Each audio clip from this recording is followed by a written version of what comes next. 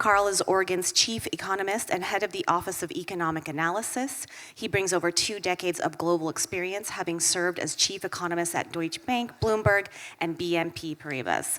A Princeton graduate in engineering, finance, and economics, Carl is known for turning complex data into clear, engaging insights. As the state chief economist, he oversees the Office of Economic Analysis within the Department of Administrative Services and provides objective forecasts of the state's economy, revenue, populations, corrections population, and youth authority population. These forecasts are used across state government and by the public for a variety of reasons, notably to inform the state budgeting process. After the presentation, there will be time for questions, so please, for now, join me in welcoming Carl to the stage.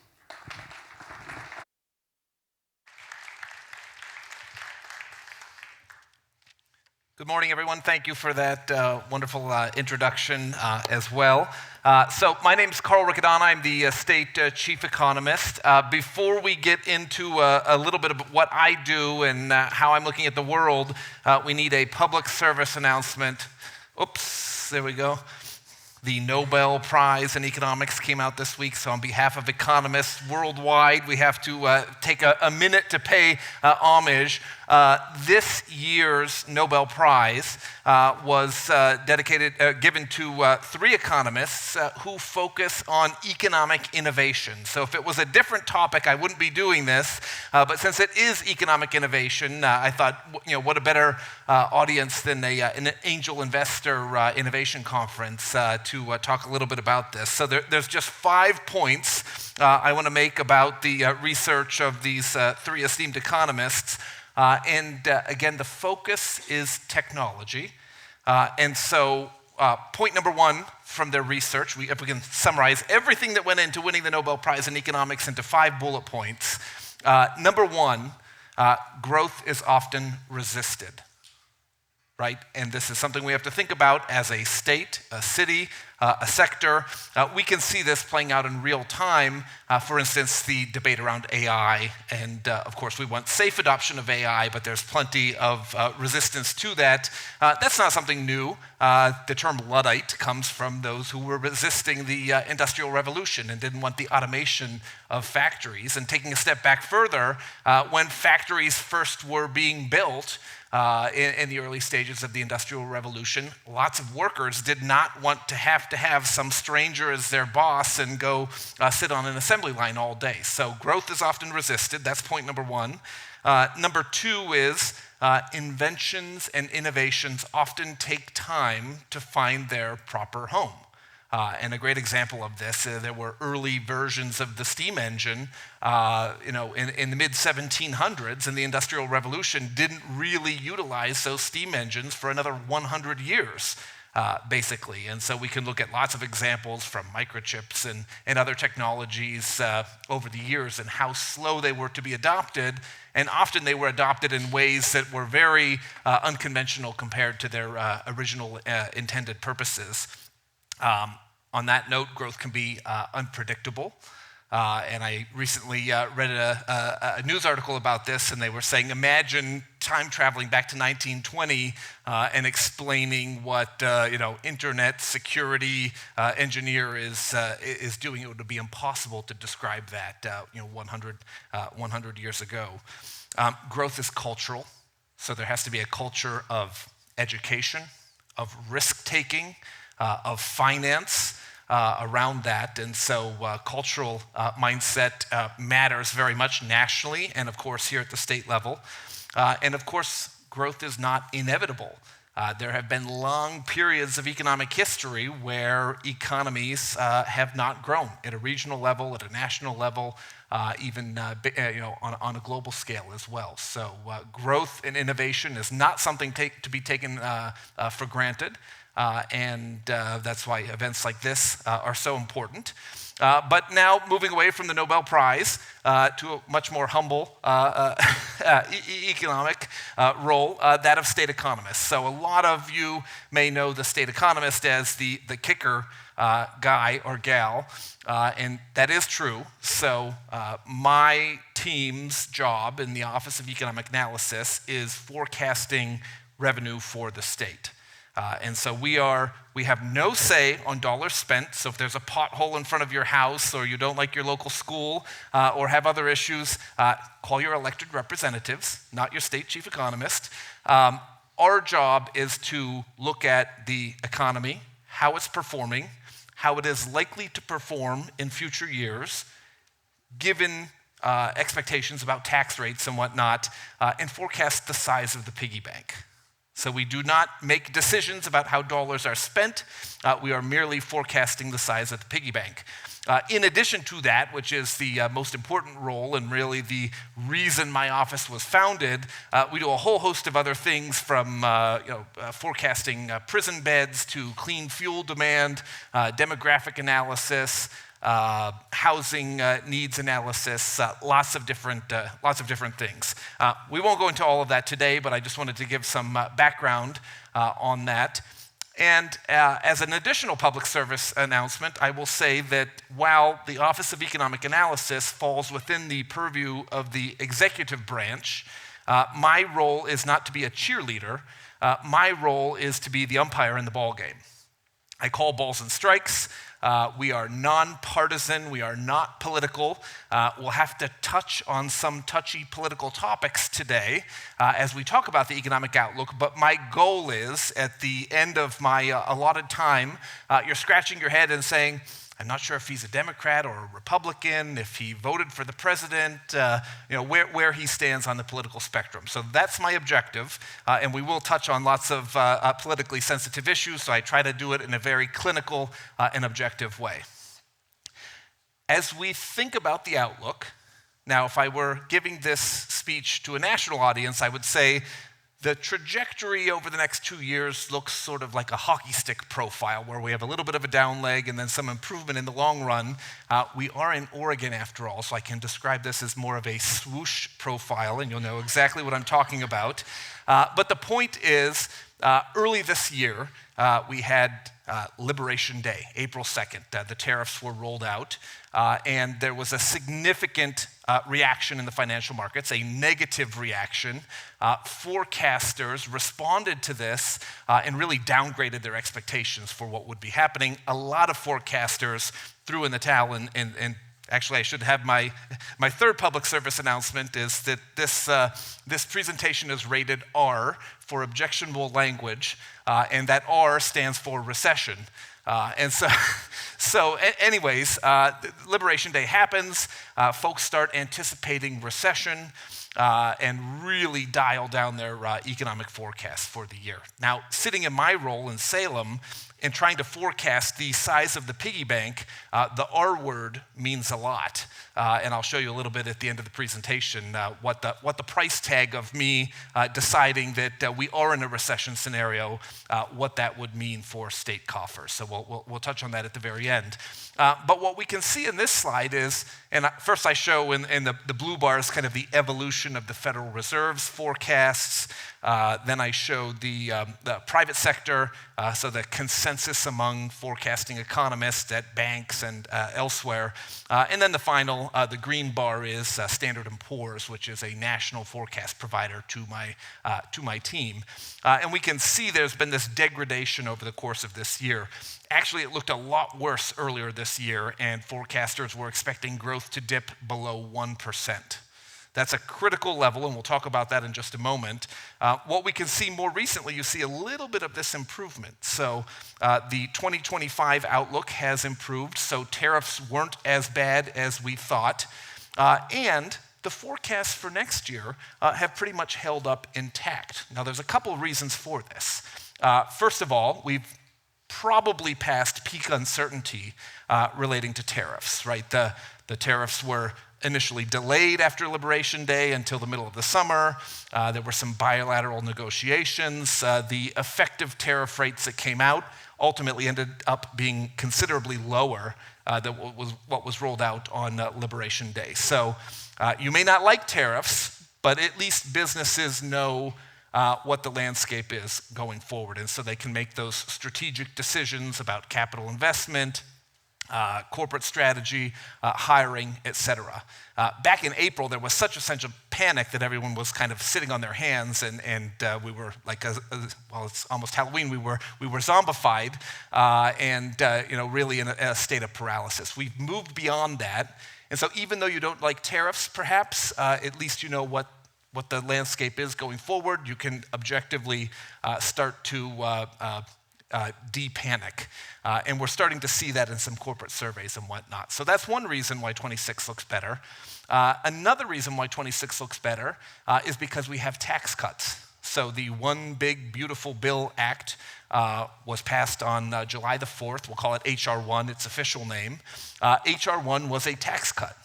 It might not be the kind of tax cut you wanted, but it was a tax cut. It was a tax cut largely oriented towards businesses and upper income households. So that may not be who you think was deserving a tax cut at this point in time, but that's who got the tax cut. The tax cut is not paid for. It will require the US Treasury to borrow more to pay for the lost revenue from the tax cuts. That's not my personal opinion. That is the Congressional Budget Office, a nonpartisan research institution. That is their conclusion. Over 10 years, it's about $3.4 trillion of additional borrowing that will have to take place. So it's not paid for. If you're designing an economic entity, you cut taxes and don't pay for it. It's a lot like if I reach into my back pocket and say, here's my credit card, go have fun in town, you don't have to pay the bill. Right? You're probably going to have more fun than you would have if you were spending on your own dime. And so when we have an economic entity, we cut taxes and don't pay for it, that boosts the economic output in the near term. And so that is what's happening in the 26 outlook. Even though tariffs are an effective tax increase, the tax cuts help to support the economy. This is not dissimilar from what we saw in 2018 when we had the first Trump trade war and we had the Tax Cut and Jobs Act largely offsetting the sting from those tariffs. So they paid attention back then and they reused the playbook this time around on a much larger scale, and we'll talk about that in just a moment. And the third factor that's leading to an improved outlook for next year is the interest rate cuts that have been steadily coming from the Federal Reserve. We're likely to get another rate cut, a quarter-point cut from the Fed at the end of this month, and probably one more by the end of the year. Some Fed governors have said pretty much we should be cutting every meeting, and of course the president gets to pick a new chair of the Fed in 2026, in May of 26. He is most likely going to pick, he's described himself as a low interest rate guy, so he's not going to pick a monetary hawk to be in charge of the Fed. He's going to pick someone who agrees with the idea of continuing to lower interest rates. Already we're seeing some responsiveness from households spending on interest-sensitive items like cars or mortgages or whatnot, and also businesses are very sensitive to the level of interest rates, and so this will have a distinct impact on the economic outlook for next year. Maybe problematic for getting inflation back down to 2%, and we've seen some reacceleration recently, but that's a different part of the discussion. So I mentioned earlier this year, folks pulled their forecast back to actually below 1%, so the average of forecasters was about 0.8%. What you see behind me is a long history of economic performance in the US going back to the 1970s. The gray shaded bars are recessions, and the red line is at 1%. And so back when you took econ in college or high school, the instructor probably described monetary policy as being akin to driving a supertanker or an aircraft carrier where it takes a long time to accelerate or brake or turn left or right. You can tell I'm not a sailor when I'm doing this for how you drive a boat.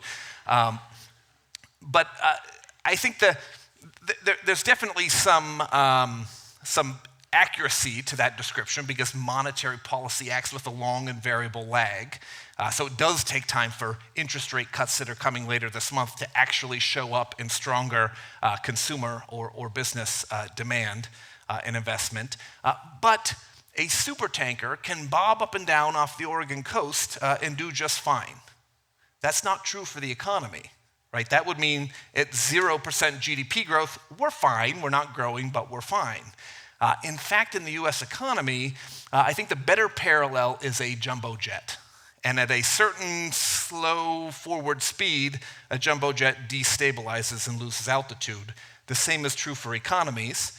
It's different for different economies around the world, but what we can see historically for the US economy, when you slow below 1%, bad things happen. We tend to roll into recession. So you'll see on the chart behind me, there's one exception around 2012 or 2012, where the economy slowed to 1% and we didn't go into recession. Janet Yellen was the Fed chair at the time. She understood this stall speed relationship, and so as we slowed to 1%, the Fed said, okay, we've got to cut interest rates further, we've got to engage in quantitative easing, lowering other interest rates along the yield curve. We've got to do more to prevent a double-dip recession after the global financial crisis, right? So that if you slow to 1% and no outside force acts on the economy, you get a recession. If the Fed starts cutting interest rates or there's fiscal stimulus, then you can avoid such an outcome. Fortunately, it looks like businesses and forecasters are more optimistic about next year, and so this stall speed scenario is not happening.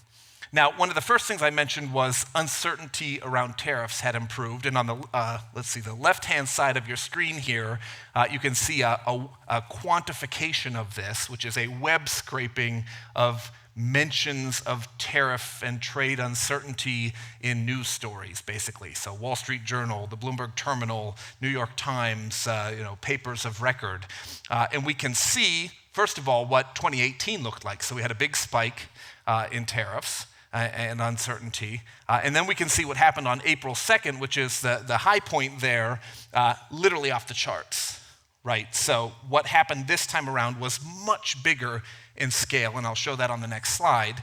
But what we've seen since the April 2nd rollout is generally uncertainty has come down.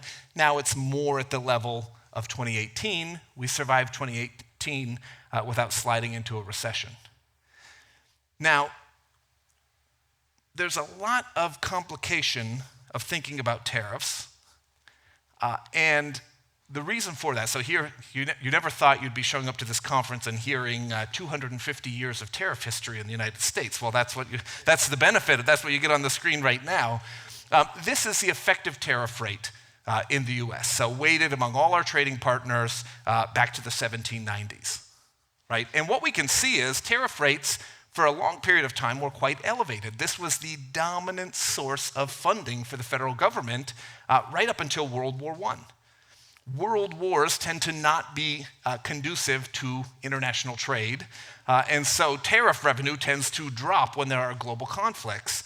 And so to fund the government, including the war effort around World War I, folks in Washington, D.C. decided to move towards an income tax to fund the government, and so tariffs became less relevant. We see a big drop in the 19-teens as we move towards income tax as a driver of revenue.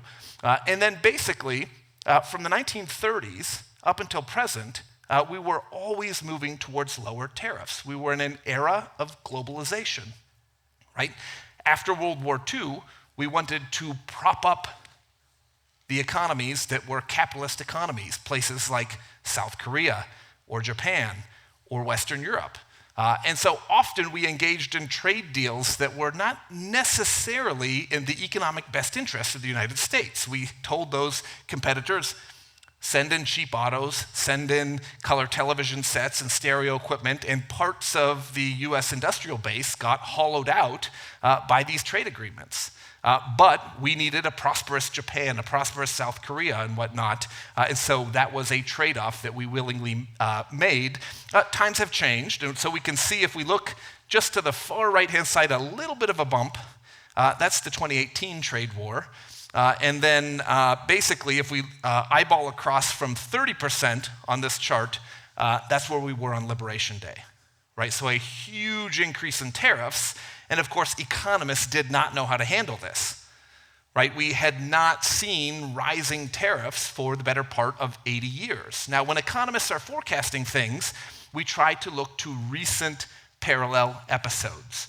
So if a hurricane makes landfall on the Gulf Coast tomorrow, and we're worried it's going to disrupt the oil sector or shipping and whatnot, what we will do collectively is say, well, what happened last time in modern history that there was a hurricane of that size in that geographic area, right? We're trying to draw parallels.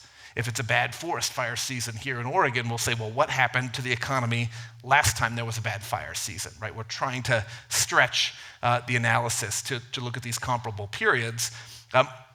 In the last 80 years, we've not seen tariffs at the kind of 30% type of level. And so people were going back and saying, well, last time we were at this level was in 1931, in the middle of the Great Depression. Literally, we were writing the grapes of wrath at that point in time. Probably not a good parallel to the economy of 2025, right? And so you hear, oh, depression and bad recession, all these sorts of things. A better way to think about this, I'm getting all over my slides. Oh, wait. There we go. Okay. A better way to think about this is to think of tariffs as a tax increase. Right? We have plenty of episodes where we cut or raise taxes in recent economic history. Now, the big misnomer I hear is a tariff is a tax paid for by consumers. Now, a tariff is indisputably a tax. It's a tax on imported goods. Who pays that tax can change over time. And so I always hear the simplified example of if we put a tariff on avocados and we can't grow avocados here, so 25% tariff raises the price for consumers by 25%. It makes sense arithmetically. It's a little oversimplified, right? And so if we look back to the experience of 2018, we saw tariffs go into place and consumers didn't pay the price. The price of tariffs was distributed across the supply chain. And in the 2018 experience, it was largely distributed so far up the supply chain that it was paid for by foreign producers. Now, 2018 was largely a trade war with China. Look back and see what the Chinese stock market did in 2018, right? It collapsed. What happened was, rather than consumers paying the price tag for those tariffs, the big retailers basically said, well, I'm Costco. I'm not going to change the price of those $50 sneakers on my shelf. So I call up the supplier and say, you've got to lower your price. I'm going to maintain my profit margin and still sell them for $50. So you figure it out on your end, right? And so we saw a devaluation of the Chinese currency. There was lots of industrial subsidization happening in China. And also profit margins were squeezed as reflected in what happened in the Chinese stock market during that period, right? This time around, it is a much bigger hike in tariffs, as I showed you on the prior slide. It probably can't be all distributed up the supply chain, but that doesn't mean that the consumers pay every last dollar of it. And we'll look at some inflation data just to confirm what's happening there. Actually, the last point here, if you don't believe me that a tariff is a tax, these are the dollars rolling into the US Treasury on the right-hand side there. So we can see a very big increase in tariff revenue. Unfortunately, it's more like $2.5 trillion over 10 years. And I mentioned the tax cuts are more like $3.4 trillion over 10 years. So the tariffs help to pay for the tax cuts, but certainly don't get us all the way there. So simply, if we treat this as a tax increase, we can take how many goods came into the country, apply tariff rates to it, and then we understand what the economic consequences are. And when we do that, and I won't get into the details of this slide, back in April and May when this was happening, it was clear to my team this is an impediment, a headwind to economic activity, but probably not sufficient to cause a recession. In the interest of time, we'll skip past that. But in my role as state chief economist, every quarter I'm going to the legislature and the governor and saying, here's the piggy bank, here's how big it's going to be over the next 2, 10, 30 years, right? I don't get the luxury of saying, well, it's a trade war at the moment, so we really don't know what's happening. Let me get back to you in 6 months after I've had more time to digest the data. Or the government's shut down, they're not publishing data at the moment, so let me get back to you. We don't have that luxury. We have to look at whatever data we have and make the best judgment possible. And so this is the year of unconventional data that we're looking at. And one of the first things we look to is financial market performance, right? I'll be the first person to say the stock market is not the economy, but the stock market is reflective of future economic conditions.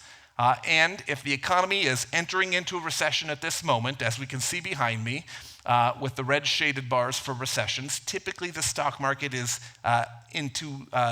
deep into negative territory as a recession is unfolding. At the moment, stocks are up about 18% year on year as measured by the S&P 500. This is very inconsistent with the narrative that we are potentially entering recession at this point in time. Doesn't mean it can't happen sometime in the future, but this is an important economic barometer. And of course, as I'm forecasting tax revenue for the state, capital gains are a big part of that pie and a big source of volatility. And so you think of all the negative news we had over the course of this year, and in late August, I'm dusting off my model and take the cover off, blow the dust off, and start turning the crank. I'm thinking, oh, this is going to be pretty bad. In fact, the numbers came out actually better than we had forecast the prior quarter, and a big part of that was capital gains from a strong financial market performance. Here we just show broader financial conditions, and the recovery has been basically complete since Liberation Day. We won't spend too much time on that. But by virtue of my seat in Salem, I have access to some unique data series. And so if I want to wait for the Census Bureau to publish retail sales data to find out how many motor vehicles were sold, well, I have to wait till the government reopens. Right? That's not a good position to be in. I have to give my next forecast update in November. We may not be reopened by that point. I call up my colleagues in ODOT and say, well, how many vehicle registrations did you get last month? And about 1 or 2 business days into the new month, I can see those numbers. It's obviously very volatile, so teasing a trend out of that, you can see the challenge that we're facing. But focusing on the gray shaded regions, we can see that during recessions, businesses and households pull back on vehicle purchases. That's not what's happening at the moment. We're kind of moving sideways. I can call up those same colleagues in ODOT and say, well, what's happening at weight mile stations here in the state? What's happening with truck traffic? Tell me about freight volumes in the state of Oregon. And of course, very noisy data, but we can see that it goes into a significant decline during recessions. And at the moment, we're seeing some slowdown. We're certainly not seeing recessionary type of signals in that data. On a national trend, here's Oregon in orange and the US in blue.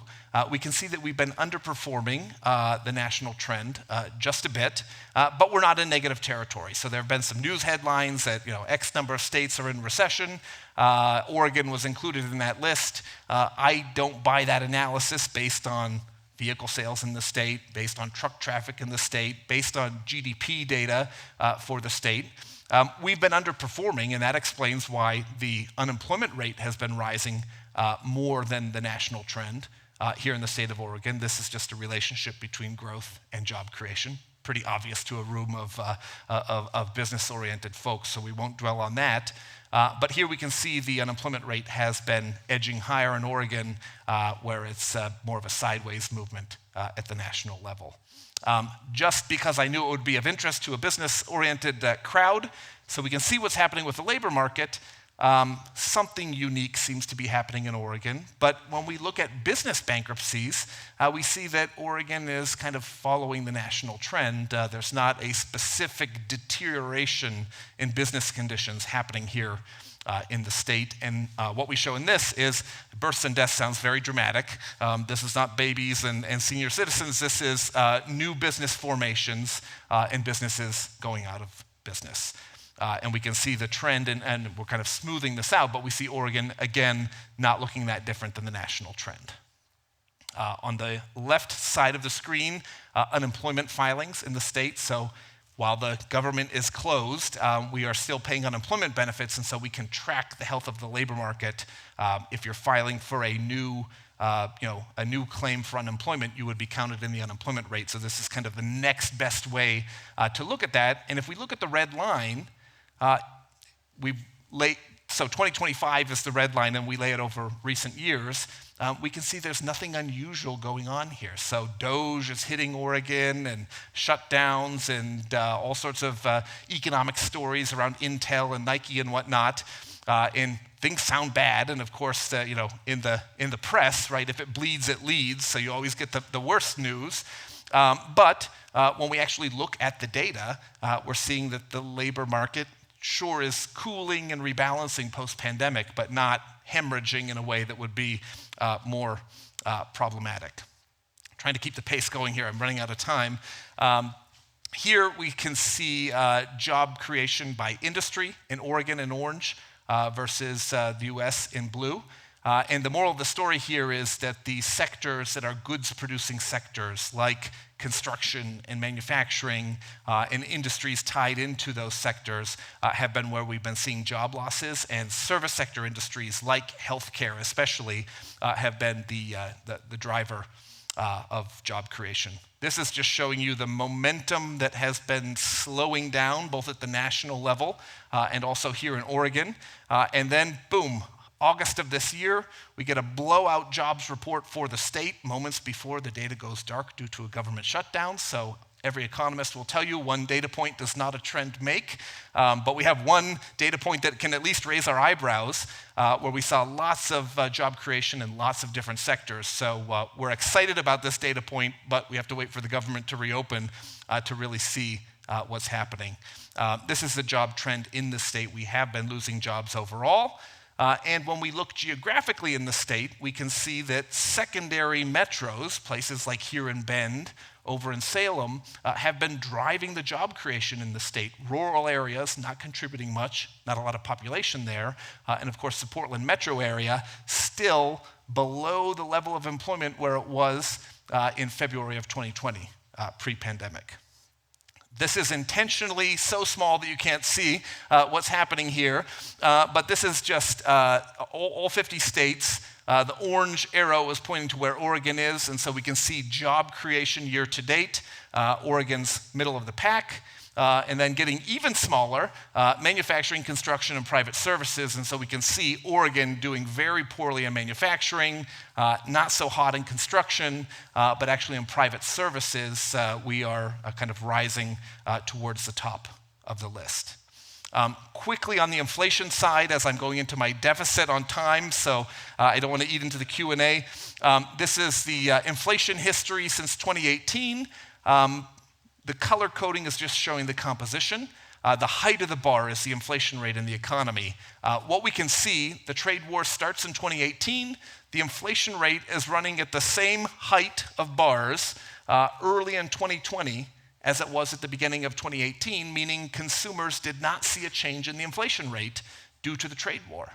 So consumers did not pay the price tag of tariffs. The pandemic happens, we all know that inflation spike. If we look to the right-hand side of the chart now, we can see that inflation pressures are starting to pick up in the last couple of reports. So we're at 3% inflation. The Fed's supposed to get it to 2%. You're not going to get to 2% if you're cutting interest rates every meeting, so it's going to be a world with higher inflation going forward. There's just some detail of the breakdown.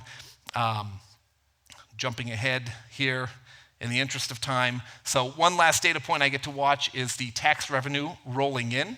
Of course, if we're going into a recession, personal income tax revenue should be declining. Corporate income tax revenue should be declining.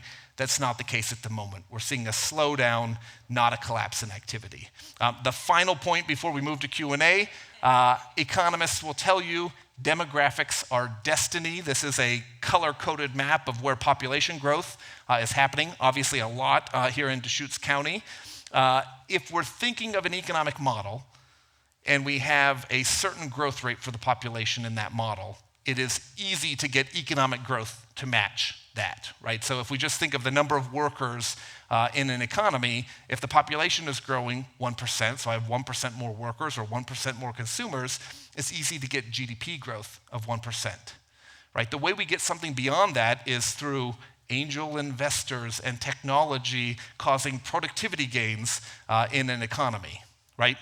The outlook for Oregon is not great. We're going to grow about half the pace over the next 25 years compared to what we witnessed over the prior 25 years. And so we have a gray tsunami, more seniors than school-age kids. The last point, and then we'll go to Q&A. If we combine population growth and how do we get more out of that population? Well, efficiency gains. So economists call it productivity. to make it more common sense, think of miles per gallon in your car, right? If I can get 20 miles per gallon in the car, and suddenly I somehow manage to upgrade my car and I can get 30 miles per gallon, well, I'm squeezing more out of a gallon of gas. That's what productivity is in the economy, right? And so I said we'd talk on sensitive political topics, so I'll say MAGA right here, right now. So a big part of making America great again, or the philosophy around this, is looking back to earlier periods where we had a stronger economy, right? So when we take MAGA through the economic lens, let's look back 50 years. We had a much faster growth rate in the economy. So the orange line here is GDP, and if we look back 50 years, GDP growth was more than double what we've been seeing now. So the way to boost GDP growth is through two channels. You either boost productivity or you boost population growth.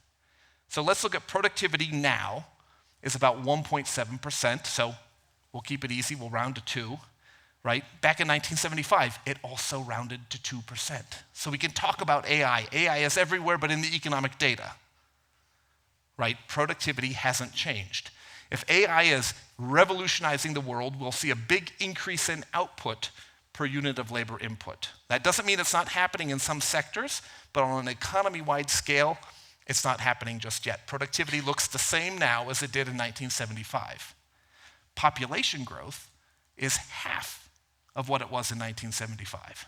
So if we want to return to the growth rates of some bygone era, we need to either have a dramatic increase in productivity through technological investment and productivity gains, right, capital investment, or we need to somehow increase the growth rate of our population.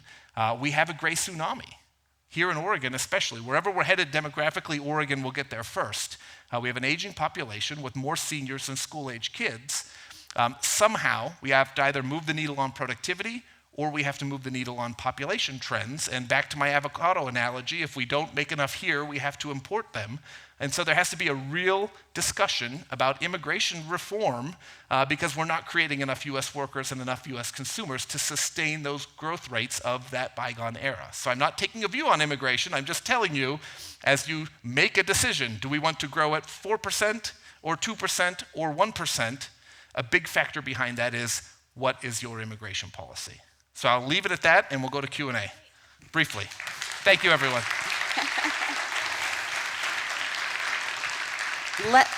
Let the head scratching begin, my friend. This was such a great way to kick off of our conference. So thank you for being with us. Carl, why don't we just take a seat over here?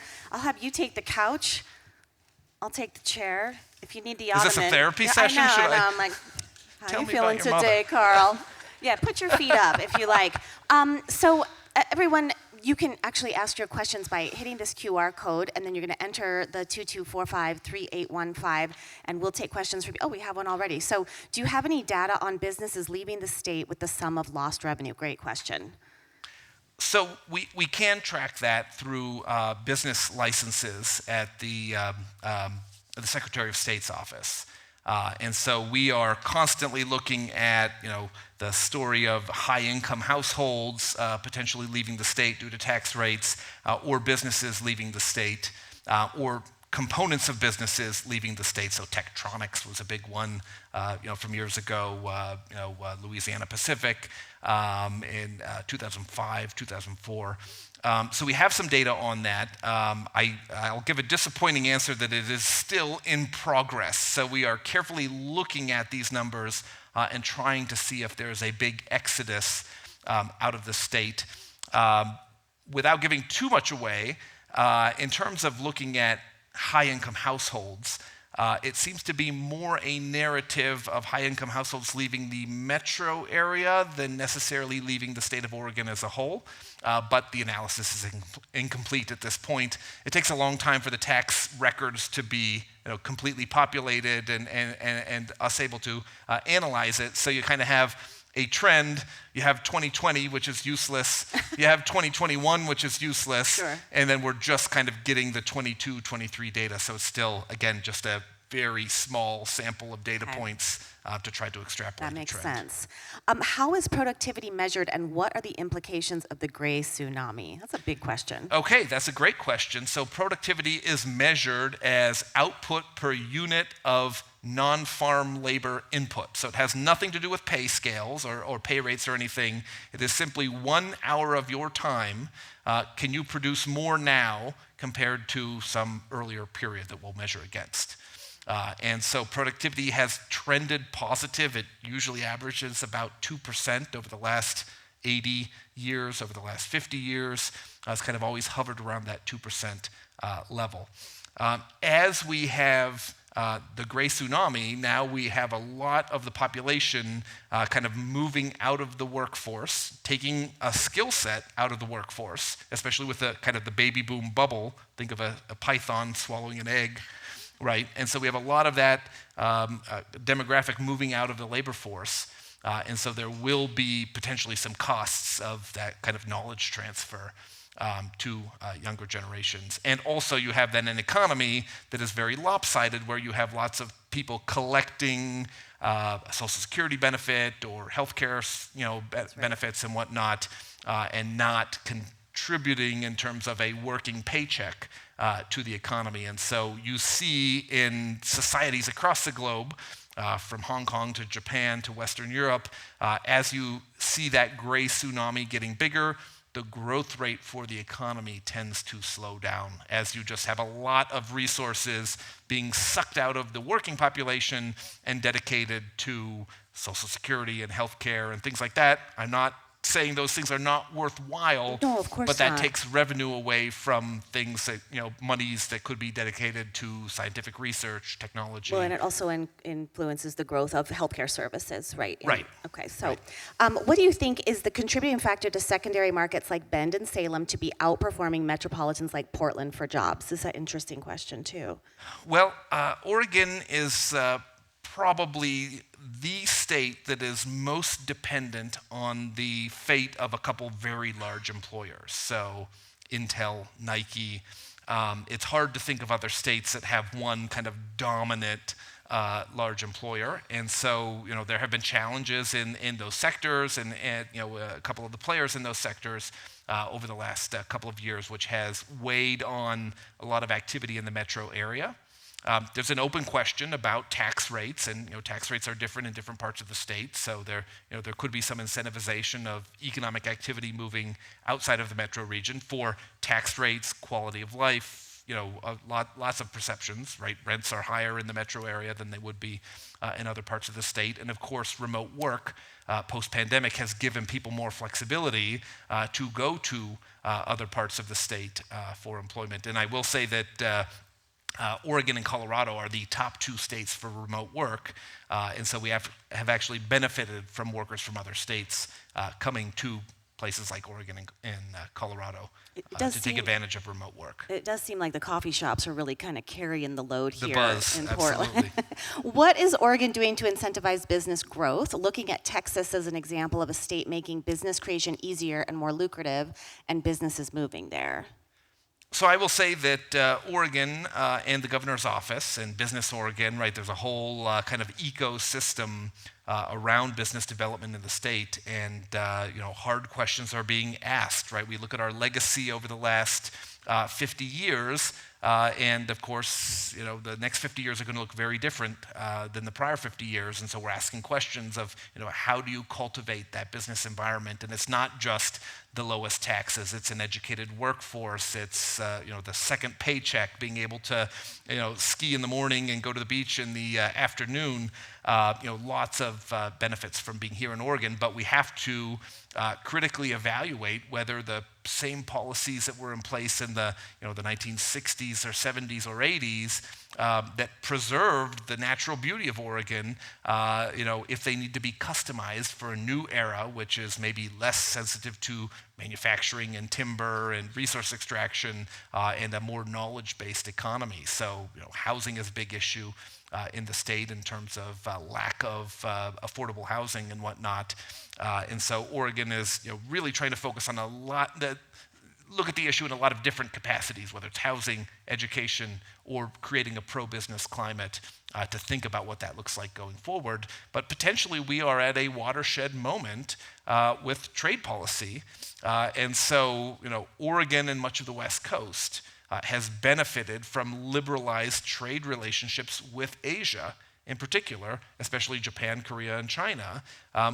We are potentially in a new era where we are incentivizing onshoring or reshoring of a lot of that production. And so we see states like Arizona and Texas and Tennessee and lots of states in the Sun Belt really aggressively competing for that reshoring of business. Now we have to see if the tariffs actually stay, right? It's done through executive authority, so a new president could mean a new tariff policy. But if tariffs are here to stay, then we are putting a finger on the scale of where it makes sense to do production. And so the states have to be very aware that this is a watershed moment. Go back to my tariff chart, right? It's been declining since 1930. Now it's moving higher, right? So it's not a cyclical change. It's a structural change in the economy, and states have to acknowledge that this is happening and say, well, how will we benefit from this, right? Now, Oregon doesn't have a big footprint in the auto sector, for example. Right. And we see lots of states, Indiana, Michigan, North Carolina, Tennessee, that are already seeing some of that benefit from reshoring of auto production, right? GM is moving production of vehicles out of Mexico or Canada into the US. Chrysler, Stellantis is doing the same thing. Ford is doing the same thing. And a lot of the foreign producers are moving production onto US soil. That's not a trend that Oregon will benefit from because we just don't have a big auto footprint. But mass timber, in the now state. that could be a thing. Timber could be something. There's lots of changes in timber and forestry policy that could benefit the state. But we are a state that looks much more like the national economy than we did 25 or 50 years ago. Right. 50 years ago, Oregon could zig while the national economy zagged because we were resources, resource extraction, timber, agriculture, those sorts of things. Those are legacy industries for the state, and they are absolutely still very important to the state. But over the last 25 years, we have become much more service-oriented, much more knowledge economy-based, semiconductors, the Silicon Forest, all that good stuff. We are now a much more service-sensitive economy, and so we look a lot more like the national industrial complexion, which means that 50 years ago, maybe Oregon could zig while the rest of the economy zagged. That's no longer the case. We see a much tighter correlation with national trends. But it is a great place to get a fancy latte, Carl. Hey, Absolutely. I know we have a lot more questions for you, but we don't have any more time left. So I hope that you will connect with Carl. He's got lots more charts to show you. I just know you. Bottomless supply of charts from Carl. This was wonderful. Thank you so much for being here. We Absolutely. appreciate pleasure to be at the you. conference.